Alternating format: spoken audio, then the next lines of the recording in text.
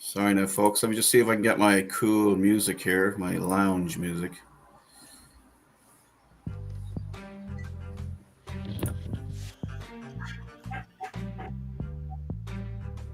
On.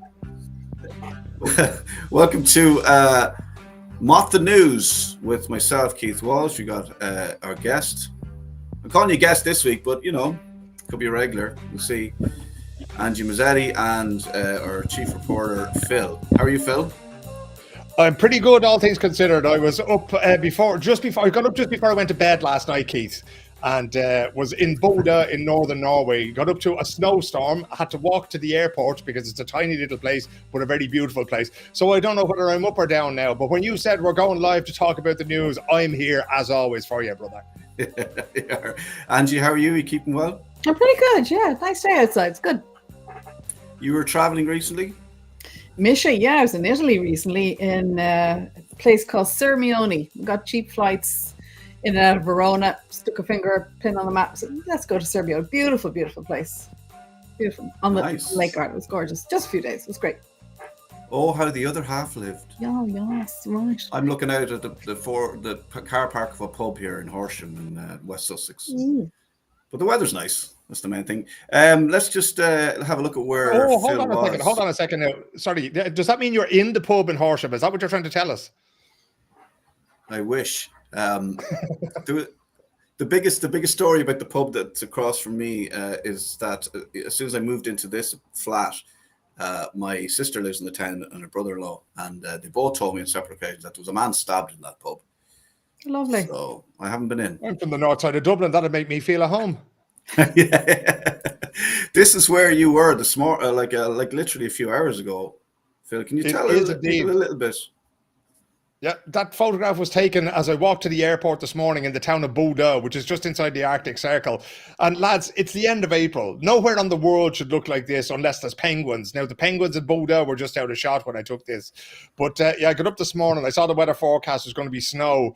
And Bodø, for those who aren't familiar with it, they have a little football club there called Bodø Glimt. The entire town is about 52,000 people. And they've made it to the semi-finals of the Europa League, where they'll be meeting none other than Premier League giants Tottenham Hotspur in London next week, and then back in Bodø in 2 weeks' time. So I hope the snow has melted by then. I was up there a couple of weeks ago when they played against Italian giants Lazio, and let's just say that Lazio didn't fancy it. They had to clear all the stands. They had to clear the pitch on the match day because there's another very, very heavy snowfall. But it's a fascinating town. They're lovely people all together, and my God, do they love their football club.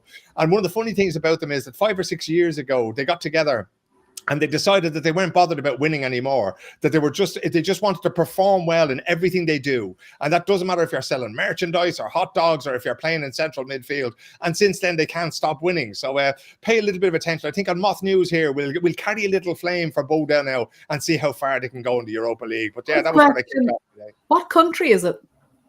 It's in northern Norway, so it's just inside the Arctic Circle. There's no direct flights there from where I am in Stockholm, so you have to go via Oslo. And that was why I was up at 10 to 5 this morning, trudging through the snow, eating a BLT and having a coffee as I went to the airport. So it's so small that when you get off the airplane, you can walk to the football stadium in 10 minutes, and another 5 minutes will take you to all the big Scandic and Radisson hotels there. It's an absolutely tiny place. But the more I go up there, the more I love it, Angie. The people are just fantastic. And then, of course, if you're doing that with football inside the Arctic Circle, it takes a special breed to do that. No sign of Donald Trump turning up, claiming it as part of America or anything? Look, I wouldn't rule it out because anything shiny, he likes it. And these guys are the shiny guys of European football at the moment. When I started going up there, there was no other sort of foreign or international reporters going up there at all. And now the press box is absolutely full of people coming from Italy and from the UK and maybe even from the New York Times, I think, have been there as well. So I'm hoping that he doesn't check the soccer results on the back of the New York Post or whatever newspaper it is he pretends to read every evening, because I'd rather see him stay in the good hands that they're already in of the local community. Brings me back to St. Mel's Park in Athlone in the late 70s when Inter Milan turned up to play Athlone Town and came away with a 0-0 draw. Athlone Town missed a penalty, but there's a great photograph of the Italians getting off the team bus. And like, if you've ever, I don't know if you were ever in St. Mel's Park, Angie or Phil possibly. pothole. You walk down, it was just like, it was literally just a mud path and some potholes. I don't know if they put the water into the potholes because it would be there on a summer's day, you know. But there's a great photograph of, as my father calls he described it as the Italian guys getting off with their designer suits and their winkle pickers and trying to tiptoe around the muddy puddles and then going into play at Lawn Town, and Lawn Town could have beaten them. Only they missed a penalty, and I think that they might have lost 2-0 in the away leg. If there was home and away, I don't know what I'm talking about. I should have ended the story at the point I knew what I was talking about, but I didn't. Well, you know more about football than I do, because I used to think Spurs and Tottenham were two different teams until I married a Spurs supporter. Oh God! I'll tell you what. The funny thing is, go on. No, I was going to say, I'll be texting you like a mad joke now when the second leg is actually up in Bodø now. So they're going to play in London first, and then they're going to play above in Northern Norway. And nobody likes going up there. And it was quite similar, I have to say, Keith. The Lazio players were sort of looking around going, what is this place? Because like 8,000 people fit into their ground, right? Which is more than St. Mel's Park, but not as much as the Olimpico Stadium in Rome. And that's about as many, like, you know, they would usually have that behind one goal kind of thing, you know? So it's a huge challenge for these big European teams to come there, you know? And if the weather is anything like it was this morning in the first week of May, and it can't be ruled out, this is the Arctic Circle, even if it's a little bit more temperate on the coast where Bodø is, but you just never know what you're going to get. A bit like Athlone, really, in that way. Exactly, like Athlone. I was just thinking, but you say Spurs and Tottenham, two different teams. Like, I mean, which team will turn up? You know, because they are one of the most schizophrenic teams around. They can be absolutely blindingly brilliant, magnificent some days, and then they can be absolutely dreadful on other days. Mostly dreadful this year, though. I believe. God, Are they Boda? Are they bodacious?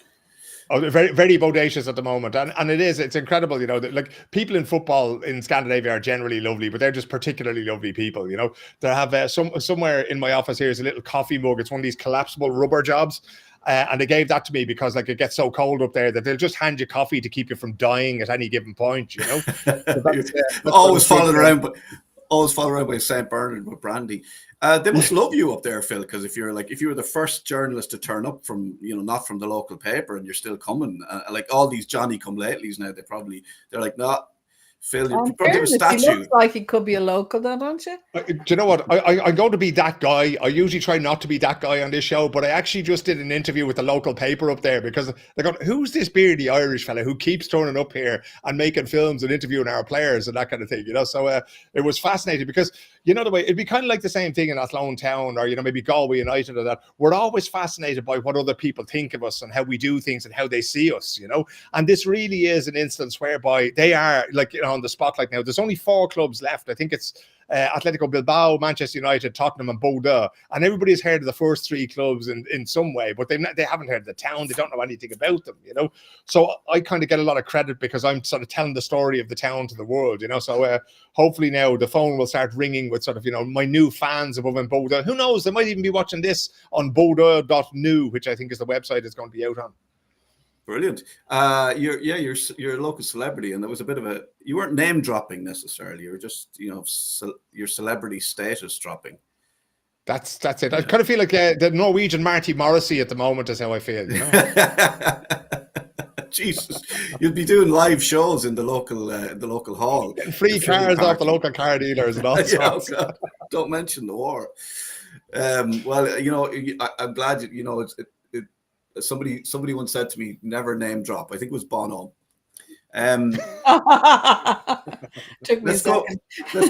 Let's go to Japan then, because how far is Japan from the Arctic? It doesn't matter.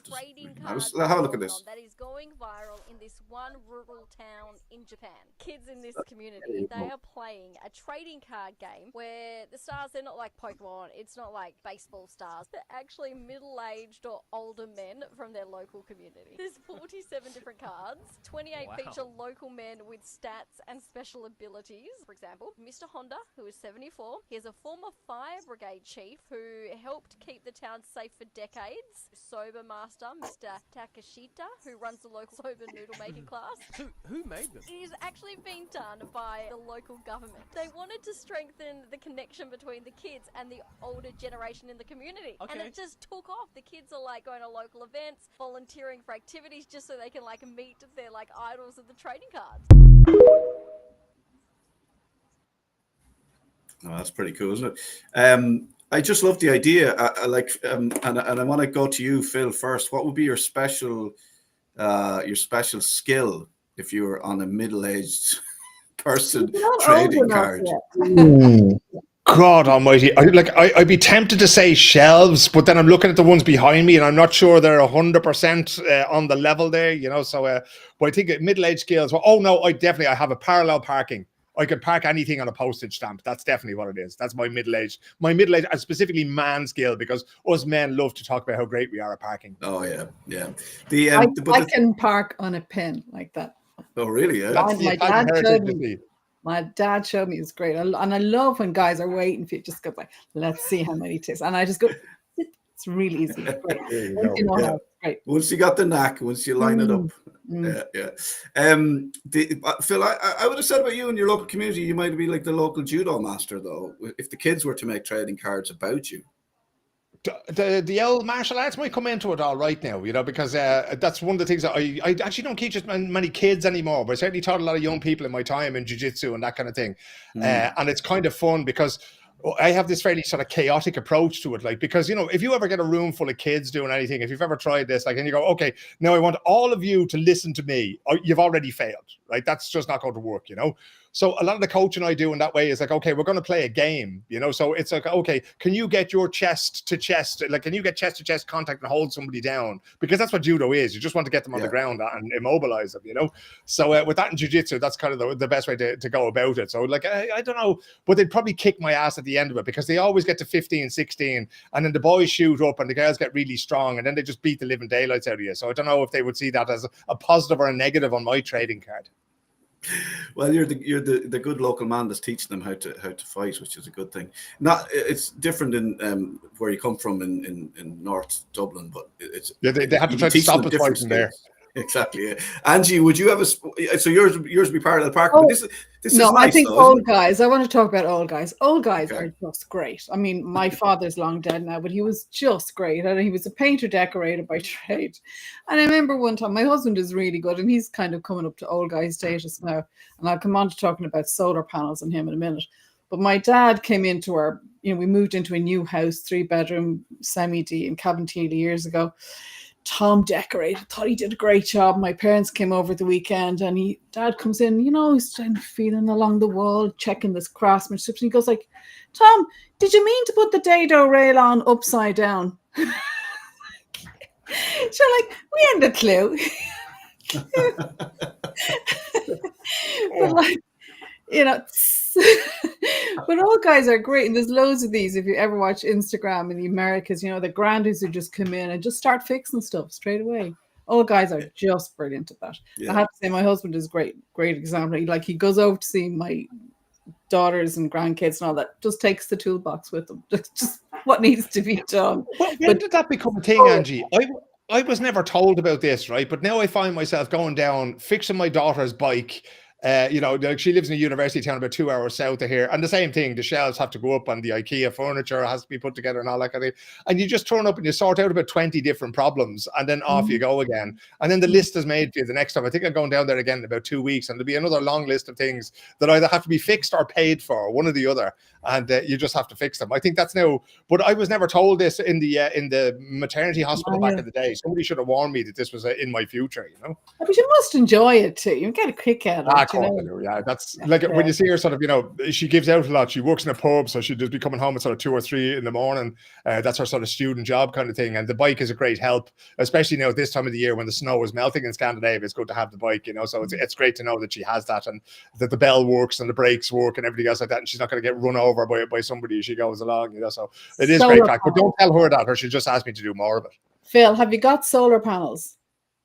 God, no, but my father-in-law has, and by God, have I become an expert just listening to him. Yeah. Every older man who has solar panels, it will keep them occupied forever. Do you know how much we generated today? Do you know how much money we're saving? Do you know how much money we're... She must How much have. are you giving? How much are you giving back to the grid? Oh, I don't know the details. That's his department. But it's like, they also, another thing that older guys do is when there's a kid coming home or anybody coming to visit, they'll track them on the air tracker, like they'll see what way the flight is coming into land now. If I leave the house now, they just time it to the instant. Not leaving 2 minutes earlier, not leaving 2 minutes later, but they'll get there just on time. All guys skill. Bang on time. You see that it's the new. Back in the day, men would just stare out the front window, or watch a program. Yeah, or watch a program standing, never sitting down. But I think there's nothing better than getting a call from your daughter that she's got a flat tire and come and fix it. Now, the last time I did that, I made her fix it in front of me, as in so I'd done it, and I said, okay, well, you're going to do it this time. And she hasn't had to call me since. And she proudly rang me then one day and said, Dad, got a flat tire, fixed it. And that was a terrible thing for me to do, but also a great thing for me to do. Teach a man to fish, you know what I mean? Female I have empowerment. to wonder. Yeah, because if they don't contact you for those things, if you teach them how to do all these things, eventually they'll just stop calling you because they will know absolutely everything about everything. Now boys are born thinking they know everything about everything, but I think our daughters we have to be careful of, because if we do, we can't sort of say, oh no, you're a girl and you shouldn't be doing that. We absolutely can't do that. But if we show them how to do everything, eventually mine are going to get driver's licenses and they won't need to be driven to the supermarket or this kind of thing. And I'm regretting that day. But Angie, I have a very specific question for you about solar panels. Are they in your own house? Is it your husband got them in? Yeah. Yeah. We have a fella and he's recommended it to so many people. And there's a whole network of dads now who compare and contrast and how much they're getting and whether you put them on the north and the south and if you can squeeze another two in and did you get a battery? Before he turns on the washing machine or you turn on the dishwasher or something like that, does he check and go, oh Jesus, don't turn it on now, it'll cost us a fortune. Wait until the middle of the night. Nothing gets done between 5 and 7. Nothing. Keep right overnight. The car, we have an electric car, obviously. But anyway, there's solar panels on the top of the car. 2 and 3 in the morning. No, not yet. That'll go. 2 and 3 in the morning. It'd be like I'm not joking about that. That's true. That is done between 2 and 3 in the morning. And the dryer goes on at night. A very efficient dryer goes on at night if they haven't been hung out in the line. And he loves hanging washing on the line too. It's a great guy. Gosh. Brilliant. He's a keeper. Absolutely. Well, I'm 40 years married to him this week. Can you believe it? So you're definitely thinking of holding on to him? For now, yeah, he's great. 40 years. And so, 40 years, I presume you didn't get married the day you met. So how long are you together? Oh, geez, I thought he was never going to get married to me. We're going out together about 6 years. Yeah, we got married for tax reasons. They must be the best reasons to get married, But do you still refer to him as your first husband, do you? Yeah, he's great. He's great. I wouldn't say a bad word against him. I was only joking about the tax reasons, sort of. So romantic. Well, you see, back at I know when I got married, it was I don't really want to get married, but then there was if you found a reason that wasn't just doing what everyone else did, as you might think of yourself as a bit of a sort of a hippie or something. I'm not getting married, to hell with that. Yeah. But then I better because the mother-in-law wants to get married and she'd be worried about children and all that kind of stuff. Going to hell. No occasion to wear a hat, get a new outfit, Give them a day out, exactly. Yeah. Solar panels. I didn't think we'd get onto solar panels today. So and your trading cards, old guys. That's how we did it. And old guys are great for solar panels. If your husband is getting bored and you're kind of over 50, get him into solar panels, and energy efficiency. And you're off. Yeah, you want them busy, And vouchers. Sorry, the €50. 10 off 50. Oh yes, the receipt and bring the voucher. And WhatsApp group, people actually trade them. Has anybody got a voucher? I'm going up to Dunn's. You wouldn't believe it. Yeah. Well, in the Dunn's in Newbridge, if I'm ever back there, and it happens every time, the person in front of me has forgotten their voucher, and you're one behind it says, "I've got one here now." Yeah. Great. Yeah. It's like a whole. Are just brilliant. Yeah. Oh, they're just fantastic. Oh, it can't be Dunn's. Is there a Dunn's up there? And did you find a Dunn's up there in Bud? I didn't know. And the big one that's missing around here is pennies. So there's a pennies, I think, in Amsterdam or in Brussels or one of those cities. So every time we have a lot of European Gaelic football and hurling and camogie and that kind of thing. And particularly with the women's teams, when they say there's going to be a tournament there, all the women's teams go there because everybody wants to stock up on the underwear and that kind of thing. So I would probably prefer a pennies first and then a Dunn's and maybe an L Super Value after that, because, if I had to choose in that order, pennies would definitely be first because otherwise my daughters would kill me.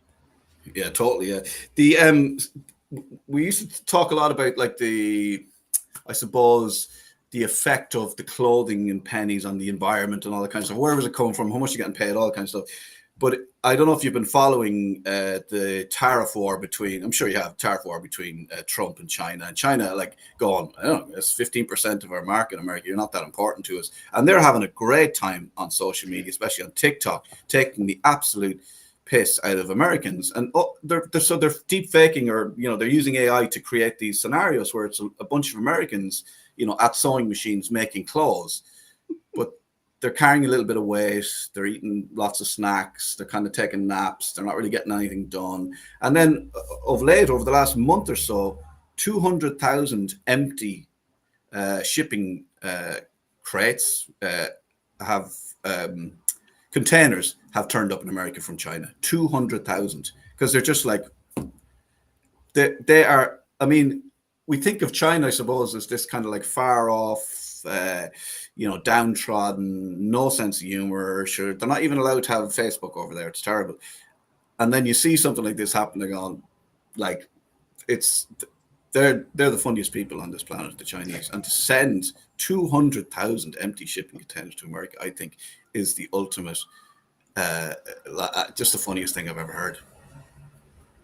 They're fantastic people, and it's one of those things that they're now sort of finally beginning to introduce that side of themselves to the world, because when a country like that has been closed off for a long time, it's hard to get to know them. But I was over there a few years ago doing the Winter Olympics, and we sort of drove through it, because they always said that the Olympics is in a city. It's not. It's hundreds of kilometers to various different venues and that kind of thing. I think last year with the Paris Olympics, the surfing was somewhere in the South Pacific. But I remember getting to know people there, because we were there around the time of the Lunar New Year as well, and that's a huge thing. That's like having the Olympics at Christmas in Western Europe. And we had a fantastic time getting to know the people there. And it was just the end of COVID as well, so there was an awful lot going on. They built this just enormous bubble that you weren't allowed to leave. So you weren't allowed to go outside it, you weren't allowed to talk to people outside it. And the Chinese people who worked at the Olympics, and there was hundreds of, if not hundreds of thousands of them, they had to stay inside the bubble for 2 weeks after all the Westerners and all the foreigners left. But I have to say, I found them some of the warmest and the nicest, and as you say, Keith, some of the funniest people you're going to be, even if they didn't have the language and that kind of thing. There was all sorts of practical jokes, and I found them really, really warm and friendly when I was over there. Yeah, and the irony is that we've looked at America and this anti-China, anti-communist sentiment that they've always had, and even in Ireland we were like, oh, the commies are coming, and it was a fear of this communist society, and he's just given them this brilliant platform, and they have just they've shone, and everyone's gone, China, whereas everybody loved America, let's face it, especially if you're Irish, America's great, Levi's, movies, all that kind of stuff. Never gone. You notice that I was watching Euro News yesterday, and they said tourism from all over the world, but particularly from Spain and from Germany, is down to the US. So that's going to hit Donald Trump's hotels. That's going to hit Disney World. And where are they going to go? China. I mean, they're going to be going to China. It's a little far away. But people you would have always gone for their US holidays, so I'm sure they must be hurting. I'm sure the airlines must be hurting, Oh, but you know what, Angie? I think it's bad. Yeah. They can stay in some of those empty containers. Yeah, exactly.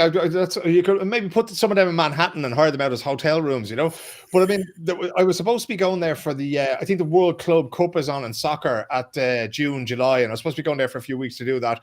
And when you see the stories of people who are coming to immigration now. I think there was a pair of German girls who arrived in Honolulu in Hawaii, and this is like the trip of a lifetime. They're traveling the world and they plan to stay in Hawaii for 3 weeks. And the ICE agents at the border, or the Customs and Border Protection, sort of looked at that and went, 3 weeks is a long time for anybody to stay in Hawaii. Most people only stay for 2 weeks. And they'd only booked an Airbnb for the first 3 nights.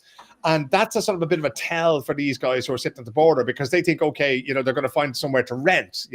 Normally if you were going on holidays, if you're going to Spain for 2 weeks, you're not going to go there and first 3 nights in one hotel and then see what you find. You'll book the 2 weeks straight off, And they kept these girls in detention and eventually deported them because they thought they were trying to illegally enter America to work. Now, when you go to sort of, big tournaments like the Olympics or World Cup or that kind of thing, or when you're working for certain companies and that, all these visas are sorted out maybe by a company or by a governing body like FIFA or UEFA, that kind of thing.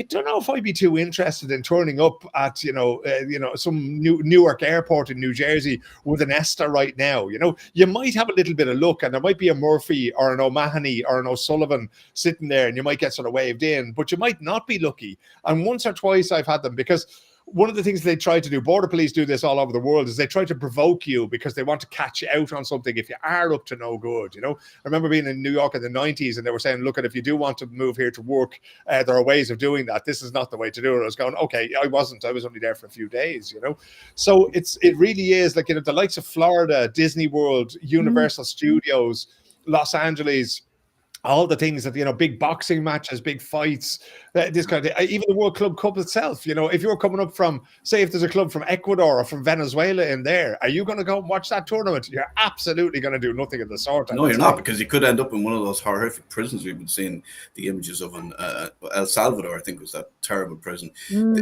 But yeah, I think they've totally, as they say in Ireland, he's made an absolute hams of it. I think they say in Ireland, made an arse of it. Yeah, both. Either he's made an arse of it, and what I don't understand? Why is nobody shouting back from the Democrat side? And I actually went and looked at Kamala Harris's feed, and she's not saying very much. So you'd want someone like, she has the platform, she could do it. She got a lot of millions of people voted for her. But you're not saying anything. So why is everybody? I think they are, but maybe just being kept quiet, or I'm so bored of watching. He's doing he's doing a China on it, and he's like, everything's been heavily monitored and Like, do they own the social media platforms now? Yeah, well, I'm just thinking, is she sort of seen as a beaten docket, Angie, because she lost that election? Now, let us count the ways that they screwed up that election and keeping Joe Biden, when who's it happened to him, he didn't sit back. He kept fighting back all the time. He kept going, yeah. But I wonder, like, it seems to me that they haven't quite worked out what they want to do, like what their response is.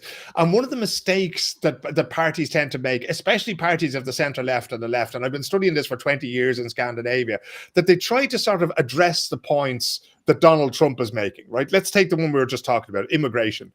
And the Democrats are trying to talk about immigration, saying, oh, you shouldn't be deporting this man. There's a couple of very specific cases. And they go, you shouldn't be deporting this man. Actually, you shouldn't really be deporting anybody without due process, right?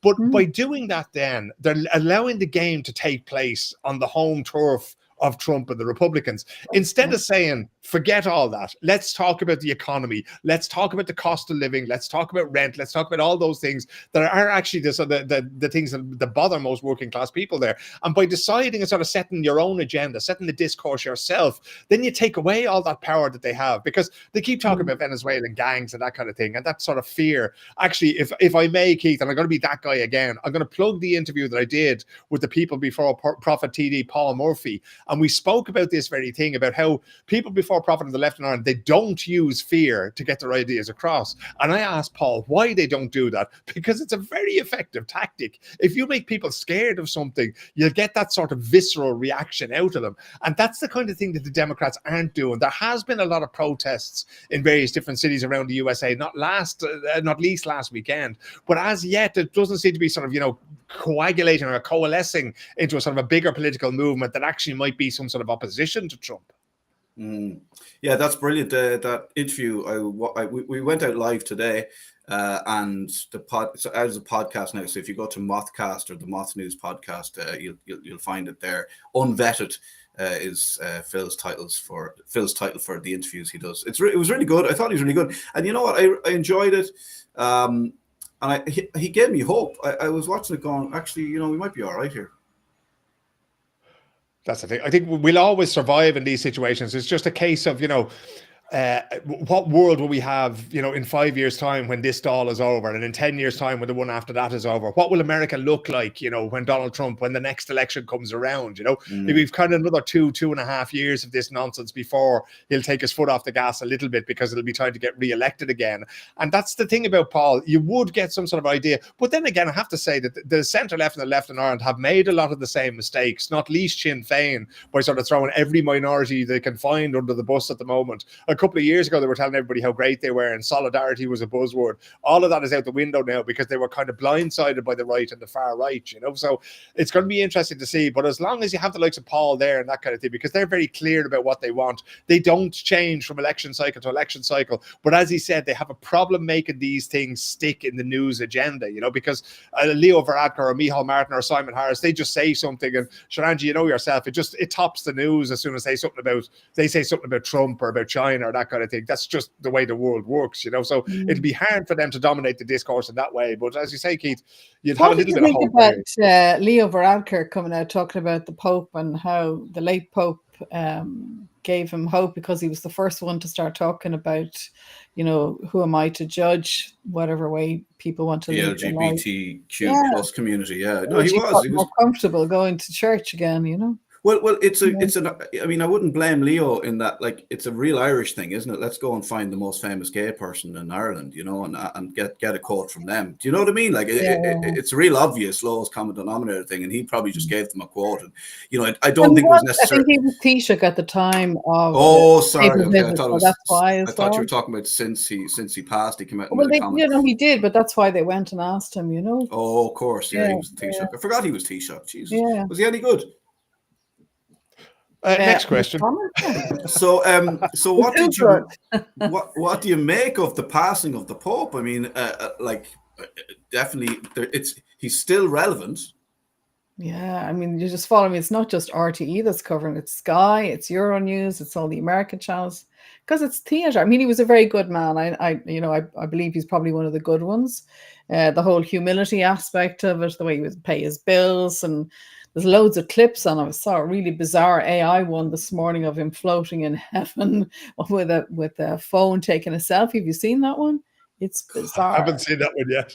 Ooh, Jesus outside, It's like I'm watching a series called The Righteous Gemstones at the moment. I don't know if you know. It's about this family of preachers, basically, from the Texas area, Florida area of America, and it's everything. It's as gaudy as you can imagine. A family like that would be loads of money, private jets, all that kind of stuff. But you could imagine like that kind of thing, like an AI generated image of like the Pope or something, taking a selfie in heaven.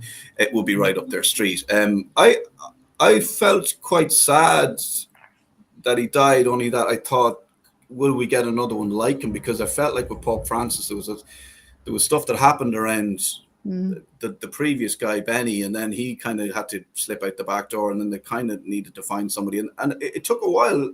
If I recall correctly, it took a while, and I think Francis kind of went in there. You were watching Conclave, weren't you? Well, I was watching Conclave, which we'll get to, but I feel like Francis it was similar. Like Conclave, the film, if anyone's seen it, there's a similar story arc kind of, but I don't think Francis was loved because of the way he spoke out. As you were saying, he rang the parish priest, as we call it, in Gaza every night to see how he's getting on, which is absolutely amazing. And seemingly he had regular contact with a group of trans people in Milan regularly as well. Just reaching out. He believed in reaching out to the extremities. But of course, I mean, it's like letting the person wash your feet, or hanging out with the from the prison. Yeah, I mean, and that's kind of what we want. I suppose if you were, I don't want to get all religious here, but if you were to go back to strip everything the church has done to the teachings of the man Jesus, who in my book is a bit of a hippie and kind of just wanted peace and love, and sort of a George Harrison figure, rather than what he has become in people's minds in a place like Texas. It's like, it's not about the church, it's not about a building, it's not about money, it's about other people, and seeing seeing God in the eyes of everybody. And that's kind of like, but it really frustrates me when I see the Americans, the Bible Belt, using a book to back up they're using quotes from a book to back up the terrible things they're doing, and I just think it's just, Picture the Christian Brothers and, you know, the religious orders used to do the same thing here. I don't know whether you remember, but like there was a trend in the 70s to wear long hair, and the Christian Brothers had the buzz cuts, the short hair, and the guys used to say, but Jesus had long hair, and they would go nuts at this. You know? well, they'd cut your hair to the collar if you arrived in school in some of the schools. But look, I mean, what I mean, it's interesting that he was the Pope of an organization that is so steeped in corruption, and you know, it is very, very much a capitalist organization. It is very much about the money, and if we look at what the nuns and the Christian Brothers in Ireland are doing with regards to paying people money that they owe them, they don't want it. They're holding on to their land. They're holding on to their, you know, the buildings, and you know, so it's that whole thing of him being such a good guy and somehow slipping through the net and becoming the Pope and doing lots of good things in his time. And I think if you remember, Phil, I feel like, sorry, Angie, go. They say there was a program supposed to go out last night on RTE. They'd been promoting it about like exactly that. Where did the money go, and the financial corruption in the church in Ireland, particularly among the Christian Brothers. But they pulled it last night, and I don't know whether they pulled it because of the death of that lovely man, Michael O'Brien, who spoke out in 2009, I think it was, on Questions and Answers, and talked about the brutal reality of what life was like for him, you know, as a child in one of those institutions. Talked about being buggered and raped and beaten black and blue as a child. Like, I don't know whether they pulled it because of his death or because of the Pope or difference. It's supposed to be going out again next week, and I will really look forward to seeing that. Yeah, I mean, definitely. I heard it said before, the church think in centuries. You know, the rest of us are sort of thinking in years and decades. Maybe when it comes to legalities and court cases, they're happy to just, you know, let people die off and go away, and everything is much further down the road for them. You know, it's legacy stuff, and that's how they operate. Phil, big fan of the Pope. Would you be? Have you any morning? Yeah, I've had a really hard time over the last week. I can't even remember what it was that he died. It was over the weekend. Was it Saturday or something like that he passed away? I think the big news broke kind of Sunday, Monday, wasn't it? Monday, I think. Yeah. Monday, okay. We all expected him. We all expected him to come back on Monday, but he didn't. Yeah, well, there was that period when he had pneumonia and it was touch and go. And I think I was saying to you off air there, I know a lot of people who work for the big news agencies around the world, and some of my friends were sort of stationed across the road from the hospital and more at St. Peter's Basilica, and there was like live TV, and there's some of the best photographers, news photographers in the world are out there doing their thing at the moment, you know. But I have a really hard time with certain things, you know, and one of them is that, you know, this thing comes out about how disgusted he was with the church in Ireland.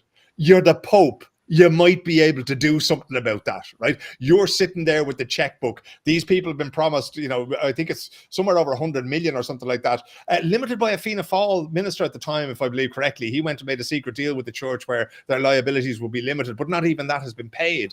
And if the Pope can't get off his backside and do that kind of thing, and I know it's amazing how we've been conditioned really to think that, oh, you know, he rang, you know, the people in Gaza every night.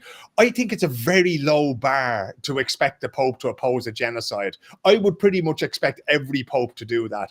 And no more than the point you were making, Keith, when you talk about, you know, how he Andrew was making the point that he kept a line of communication open with trans people and that kind of thing, which is essentially what Jesus did with Mary Magdalene and that kind of thing as well. So I'm sort of thinking that, you know, as a Pope, you know, and what you sort of expect of sort of God's representative on earth, he kind of did all that was expected of him, you know. The fact that he wasn't a reactionary the way Benedict was, or the way many of them have been down through the years, is a bit of a plus, but it's still not much for me, because when you look around Ireland and the damage that the Catholic Church and the clergy did to so many people, and that damage in turn damaged future generations. So it's not just the men and women who were in the orphanages and in the Magdalene laundries, but it's their children and their children's children, whether they know it or not. The way they build relationships and the way they trust were all affected by what happened to them when their parents or their grandparents or their great-grandparents were in care. And that's something that the Irish state is still dealing with at this point in time. So I have a very hard time, I won't be going to ChatGPT now and sort of, asking it to make a little video of him floating around heaven taking selfies. I might go in there and ask him what the check to the victims of the Catholic Church might look like if he had signed it before he passed away, but he didn't. And what's going to happen now? Exactly. It'll be the usual, what's it, deny, declaim, kick the can down. Yeah, do nothing, and this is the sad thing for me, because so many people have suffered so much, and even if he did live a simple life and paid his own bills and doesn't want to be buried in the same cathedral as everybody else, that kind of thing, he still lived a rather comfortable life where he was there. And it's the dichotomy there that I find, I'm not going to call it hypocrisy, but it's the dichotomy there that I find very, very difficult to deal with. There are very, very simple solutions to many of the wrongs that the church did that could make them right, and yet at the end of the day, as you said, Keith, it comes down to money, and they are not prepared to do the right thing. Yeah, I think you're so right about the intergenerational trauma. I mean, it does go down through generations and generations. It's phenomenal. And the cruelty of it all. It's just I totally agree. Yeah, I totally agree. And I think that, surely the time has come where we remove the church from anything to do with how we run this country and, how we run our schools and, Keith, and all that. You and I worked in RTE, right? What happens at 12 o'clock and 6 o'clock every day? Got the Angelus bell. The Angelus bell. We had a referendum here, I think it was in the 80s, to separate church and state. And we still have the thing. They say, oh, nobody objects to it. Like in the other religions. Look at the talk about the new maternity hospital, new children's hospital, and the ethos of this kind of thing. Out, the whole lot of yous, not one of yous. The nuns are great at keeping the place clean, though. You know what I mean? Look at, and again, in fairness, I'll come back on that. I don't agree with them being part of the ethos at the moment. Totally agree with you on that. But we wouldn't have had a lot of our hospitals or our education institutions without the religious orders back in the day as well. So but then we have to go back to the agreement that the religious orders that the Catholics in Ireland made with the British before the Rising, before the Civil War, where they went straight to the British, and the British actually they had a separate agreement. There's a brilliant podcast. I think it's Three Castles is a history podcast, brilliant. Love that. And they're talking about how they if you wonder why the Catholic Church are getting up there and supporting maybe Israel from the pulpit, or saying, back in the day when there was Irish people going over to fight against Franco in Spain, and they were saying, they were basically back in the right wing, the fascists over there. And then you look to the agreement they made with the British and why they made that agreement, and then why they were calling men out, and basically they were being refused from being allowed to go to church because they were involved in the IRA and the uprising and all that kind of stuff. And if you look into that, you'll see that was all to do with agreement, and that was all to do with money and land and power within the country. And that's how we ended up, because we look at De Valera and go, why did he pick the church to help him run the country? They were there already. Social control. But it's also something that was used then in other parts of the world when I was seeing how that had worked. I mean, the whole idea of the missions and that kind of thing. And again, this is the dichotomy of it, because I can't remember the name of the priest, right? But there's a statue of an Irish priest in Nigeria. And this man came and transformed the education system there by setting up a school, right? And he did it in such a way that the school was open to everybody. And he would stand there the day before the first day of term every year and say, politicians, policemen, anybody who's here to bribe me, take a back seat. We're not doing that. We're doing this on merit. So I want the children to come forward with their results now, and he would take kids off the street and put them through. But that was the same way, this religious template for schools then, because then the church got them in there. The kids converted to Catholicism. That's how they got their education. I was working in Qatar with an Indian girl a few years ago. She went to a Catholic school because it was the best school where she grew up in India.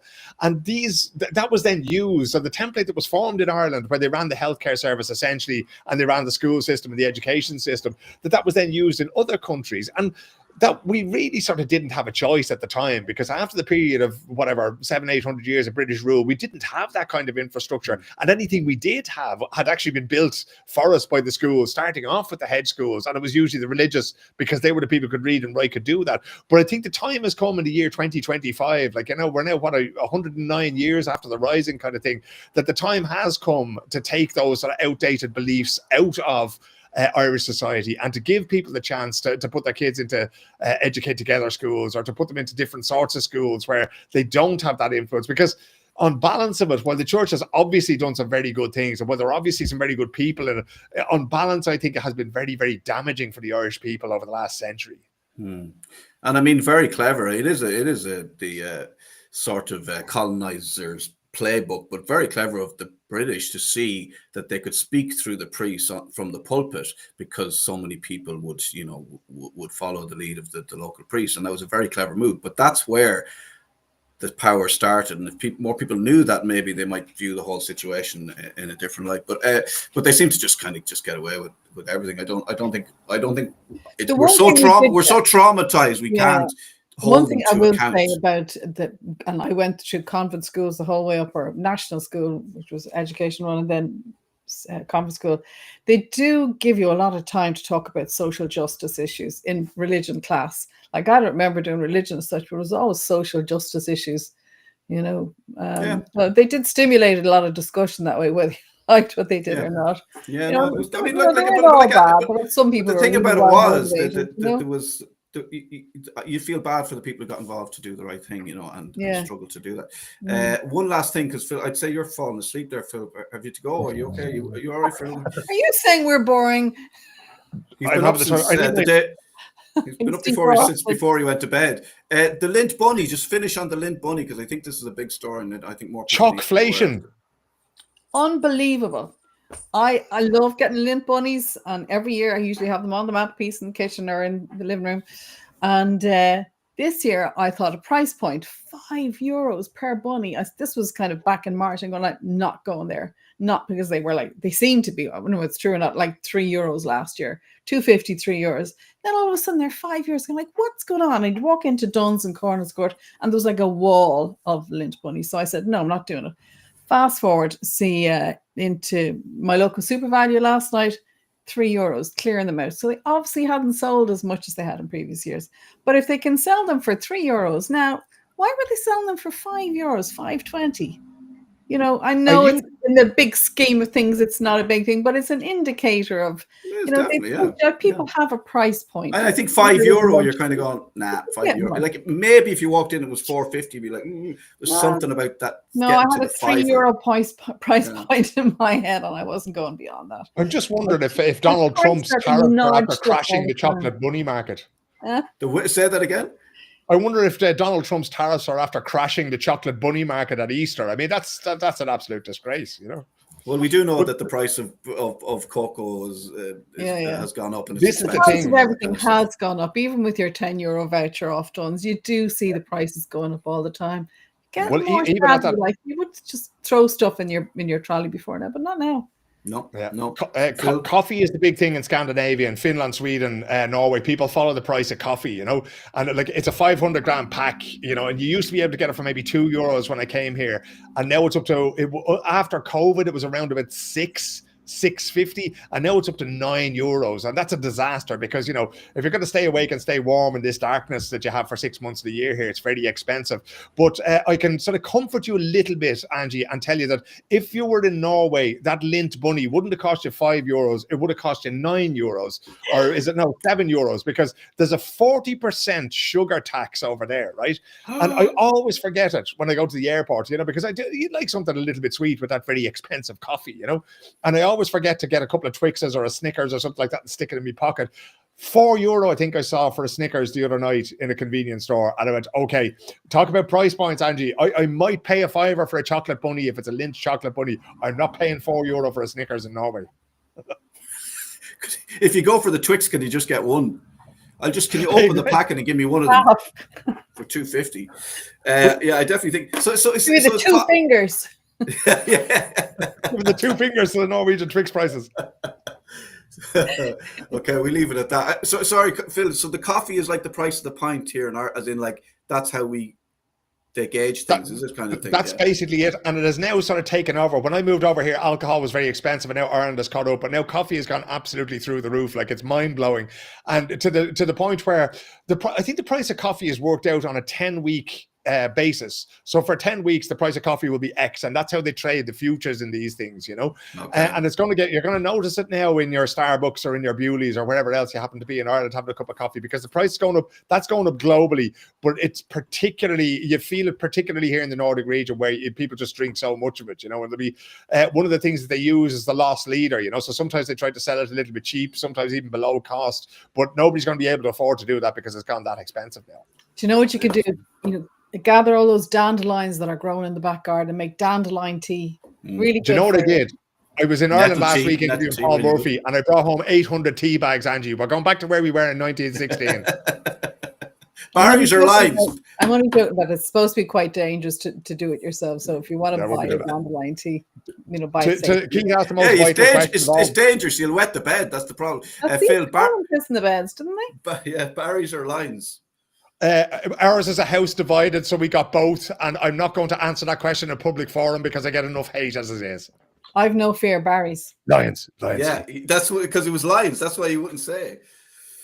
Right, good luck. Thanks, guys. Tomorrow we'll be on live from 3 o'clock. Phil might be there if you're still with us. Angie, I'm sure we'll see you next week and maybe more after still that. with us, but not like the Pope still with us. Actually, Angie, if you happen to be passing Super Value there, get us a couple of those lint bunnies there and I'll revolute you the money. I have to stop. If the price goes down again. I'd say they're gone. At €3 a piece, I'd say they're gone. Yeah, you'll have them for you'll have them for Christmas. Yeah, so 3 o'clock tomorrow, we will be showing segments of Phil's interview with Paul Murphy, which was very good. He talks about neutrality, the triple lock, he talks about protesting, he talks about the government. Will they be able to form a new government in a few years' time? He wasn't even saying he's going to wait for the election. He said, oh no, we're going to try and get this election brought forward. And I'm sure, I mean, God, how do they? I just don't know how they've gotten away with what they've done so far. Anyway, you'll see that live 3 o'clock tomorrow. And if you want to listen to that interview with Paul Murphy and Phil, it's on our podcast stream. Just wherever you get your podcasts, look for Mothcast, and Unvetted is Phil's podcast there. It's excellent, an excellent chat. Angie, thanks very much. Phil, good luck. Go to bed and enjoy your chocolate and make a cup of tea. And I'm going to go get some chocolate myself.